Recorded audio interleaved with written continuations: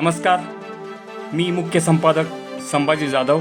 आपण पाहत आहात सह्याद्री न्यूज मराठी महाराष्ट्र लाईव्ह. फक्त 1 मिनिटांचा वेळ द्याल का? तुमच्या खिशाशी संबंधित बातमी आहे. जाणून घ्या, पेट्रोल आणि डिझेलच महाग झालं नाही तर 2014 अगोदर आणि आताची परिस्थिती काय आहे. सिमेंटची किंमत 195 रुपये होती, आता 410 रुपये. स्टीलची किंमत 3600 रुपये होती, आता 6500 रुपये. रेतीची 1500 रुपयांची ट्रॉली आता 6000 रुपयांना मिळते.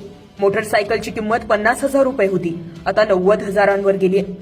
मेडिक्लेम विमा 1049 रुपये प्रति 1 लाख रुपये होता, आता 4100 रुपये. डिश रिचार्ज 110 रुपयांना होता, आता 450 रुपयांना. 350 रुपयांना मिळणारा गॅस सिलेंडर आता 1000 रुपयांच्या आसपास जाऊन पोहोचला. गॅस सबसिडी 250 रुपये होती, आता 0 रुपये म्हणजे काहीच नाही. वाहन नियम उल्लंघन प्रकरणी 100 रुपये चार्ज होता, आता 10,000 रुपये आहे.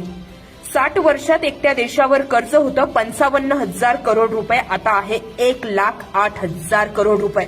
ड्रायव्हिंग लायसन्स अवघ्या 250 रुपयांना तयार करून मिळायचे, आता 5,500 रुपये द्यावे लागतात. घरगुती बंदुकांचे नूतनीकरण 1,000 रुपयांमध्ये होत होते, आता 6,000 रुपये लागतात. आधी 40 करोड लोक दारिद्र्य रेषेखाली होते, आता 80 करोड लोकसंख्या दारिद्र्य रेषेखाली गेली आहे. रेल्वे प्लॅटफॉर्म तिकीट 5 रुपये होता, आता 50 रुपये आहे. रॉकेल 20 रुपये प्रति लिटर होते, आता 60 रुपये प्रति लिटर आहे आणि आता ते मिळणं सुद्धा बंद झालंय. आधी मोबाईल इन्कमिंग फ्री होते, आता चालू ठेवण्यासाठी 79 रुपये प्रति महिना द्यावा लागतो.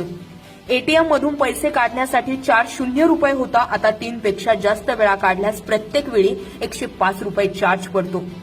जीडीपी अधिक 11% होता, आता -24% आहे.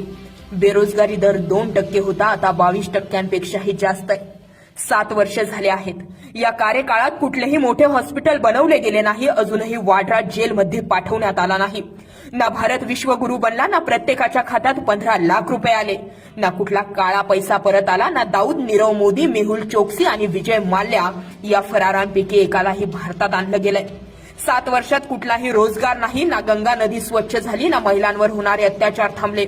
कुठलीही स्मार्ट सिटी तयार झाली नाही, कुठली बुलेट ट्रेन चालली गेली नाही, ना कुठली आतंकवादी घटना थांबली आहे, ना कुठला महागाई दर कमी झाला, ना पेट्रोल डिझेल स्वस्त झाले, ना शेतकऱ्यांना शेतमालाला योग्य हमीभाव मिळाला.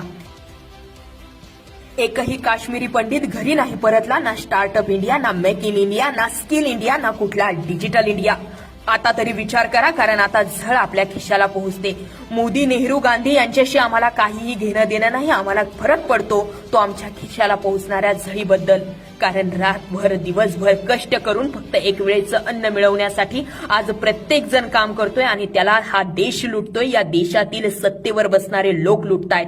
व्हिडिओ शेअर करा आणि काय वाटतं ते आम्हाला कमेंट करून नक्की कळवा. सर्वसामान्यांपर्यंत हा व्हिडिओ पोहोचला पाहिजे याची जबाबदारी आज मी तुमच्यावर सोडते. धन्यवाद. अशाच नवनवीन बातम्या पाहण्यासाठी चॅनलला सबस्क्राईब, लाईक व शेअर करा. धन्यवाद.